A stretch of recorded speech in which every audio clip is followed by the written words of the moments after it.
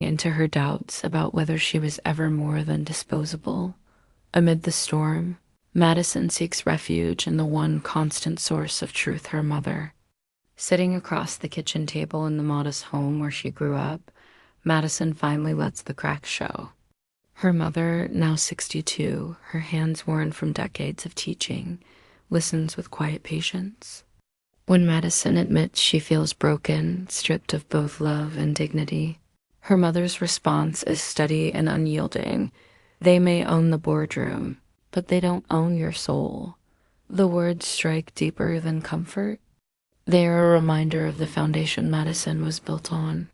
Her mother raised her to be resilient, to know that worth is not dictated by the powerful, but by how fiercely you hold on to your truth.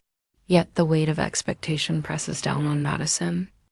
She doesn't want to just survive, she wants to live up to the woman her mother believes she can be. And still, insomnia claws at her nights, doubts whispering in her head. Was she ever good enough? Did Daniel love her at all? Or was she nothing more than a convenient stepping stone?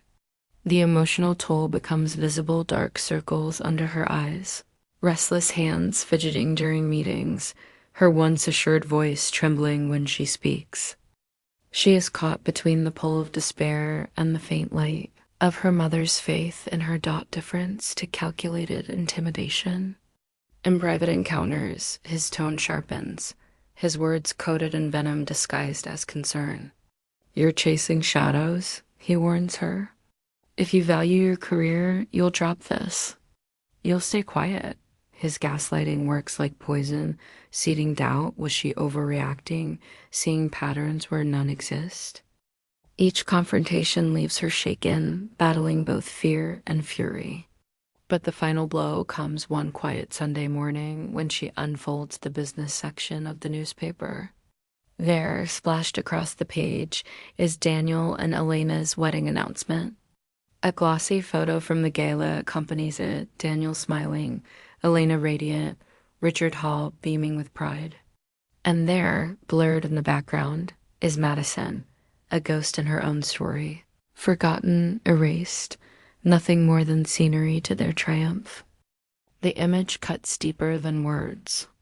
It isn't just the loss of love or credit, it is the obliteration of her existence in their narrative. That moment crystallizes everything. The insomnia, the whispers, the gaslighting, all of it converges into a breaking point. She realizes she cannot endure being erased. This isn't simply about survival anymore. It is about reclaiming her voice, her power, her fire. For the first time, Madison feels the sharp edge of resolve harden inside her. If this is the war Daniel warned her against, then she is ready to fight it on her terms. Madison's sleepless nights and relentless digging finally bear fruit. Through late-night data trails, leaked memos, and old client contracts buried in archives, she pieces together the bigger picture Richard Hale's empire is built on manipulation, insider trading, and carefully orchestrated fraud. Daniel, once the protege she trusted, emerges as Richard's enabler, scrubbing ledgers, falsifying reports, and laundering the company's sins under the guise of strategy.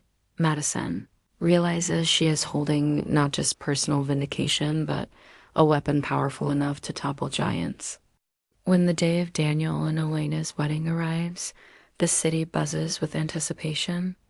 The affair is nothing short of a spectacle: ivory roses spilling across gilded arches, chandeliers glittering above a ballroom, overflowing with society's elite.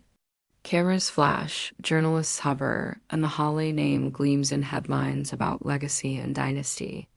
Madison slips into the venue not as an uninvited mourner, but as a strategist, carrying sealed envelopes in her clutch.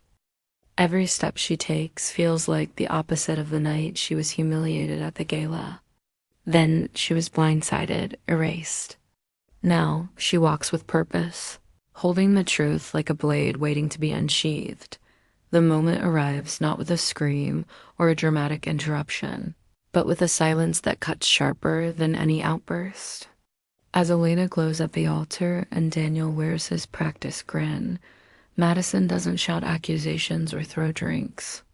Instead, she steps calmly into the crowd of journalists, placing sealed evidence envelopes into their eager hands. "Read this," she tells them, her voice steady, carrying the quiet conviction of someone who knows she no longer has anything to lose. Within minutes, phones buzz, cameras shift focus, and whispers ripple through the glittering room. The documents speak louder than she ever could proof of insider trading, financial fraud, and systematic manipulation that implicates Richard Hawley at the center, with Daniel as his willing accomplice. The joyous facade of the wedding cracks as reporters swarm, flashes blinding, questions cutting through the music. Richard's charm falters, his mask slipping under the weight of undeniable proof. And Elena, radiant in her gown, realizes with gutting clarity that she was never the princess of this fairy tale, only another pawn moved by her father's hand. The betrayal stings her differently, but no less cruelly than Madison's. In one stroke, Madison shifts the spotlight, transforming from ghost to whistleblower, from forgotten woman to the center of the story. In the aftermath, the empire collapses with ruthless speed. Headlines no longer celebrate Daniel's rise, but document his downfall. Every detail of fraud and deceit dissected under public scrutiny. Cameras that once ignored Madison now chase him, capturing his unraveling as contracts dissolve, allies abandon him, and his name becomes synonymous with disgrace. Elena, disillusioned, withdraws into silence, her father facing investigations that strip away his empire piece by piece. Amid the chaos, Madison does not gloat. She doesn't scream, doesn't cry, doesn't seek to claw back what was stolen. When she finally stands face to face with Daniel, there is no anger left, only clarity. "I was never your weakness, Daniel," she says softly, her gaze unwavering. "I was your mirror. You just couldn't stand to see what you really are." The words cut deeper than rage ever could, not because they wound, but because they reflect. For Daniel, who thrived on control, the realization that he was undone by the very woman he dismissed as powerless is the final humiliation. For Madison, it is not vengeance, it is reclamation. She walks away not as the pawn they believed her to be, but as the woman her mother raised, unbroken, unowned, and finally free in the months after Richard Hale's empire crumbles and Daniel's name becomes a synonym for betrayal. Madison finally steps out of the shadows and into her own light. Rather than scrambling to salvage her position in a corporate structure built on lies, she chooses reinvention. With Claire at her side, she launches a boutique consulting firm founded on principles that once felt impossible in the cutthroat business: world integrity, transparency, and human-centered strategy. At first, it is terrifying. Gone are the gilded boardrooms and bottomless corporate budgets. Instead, there are small clients, late nights at a second-hand desk, and the uncertainty of building from scratch. Yet Madison feels something she hasn't in years: peace. Clients gravitate toward her not just for her sharp marketing insights, but because her story has quietly spread. She is the woman who stood against giants, who refused to be erased, who turned betrayal into resilience. For the first time, Madison isn't someone's pawn or someone's partner. She is her own force. The work feels lighter, freer, even when it's hard, because every success is truly hers. One afternoon, when the firm is beginning to thrive, Madison receives an unexpected visitor, Elena. No longer the radiant, untouchable bride from the headlines, Elena arrives humbled, stripped of the veneer her father once constructed around her. There's no entourage, no designer gown, only a woman grappling with the realization that she too was used. "I was blind," Elena admits, her voice heavy with regret. "I thought marrying Daniel meant power. I thought it meant my father finally saw me. But I was just another piece on his board." Madison listens quietly, the weight of their shared pain hanging between them. When Elena finally asks for forgiveness, Madison does something that surprises even herself. She grants it. Not because Elena deserves it, and not because the past can be erased, but because Madison refuses to carry the burden of resentment any longer. Forgiveness, she realizes, is not a gift to Elena. It is a gift to herself, a final release from the chains of that toxic empire. In choosing to let go, Madison reclaims the last piece of freedom she didn't know she still needed. Standing in her new office one evening, the city skyline glowing beyond the windows, Madison reflects on the journey that brought her here. For so long, she thought justice was something external, something decided in boardrooms, courtrooms, or headlines. But now she understands, justice can also mean reclaiming your story, refusing to let betrayal define you, and choosing integrity even when the world rewards deceit. She has become the woman her mother always believed she could be: resilient, principled, and unafraid to wield her fire for herself rather than for someone else's gain. Clients trust her not because she promises invincibility, but because she embodies survival and strength. In forgiving Elena and walking away from Daniel without bitterness, Madison proves that empowerment isn't about revenge. It's about rising untethered, unbound. She smiles faintly, the kind of smile born not from triumph over others, but from peace within herself.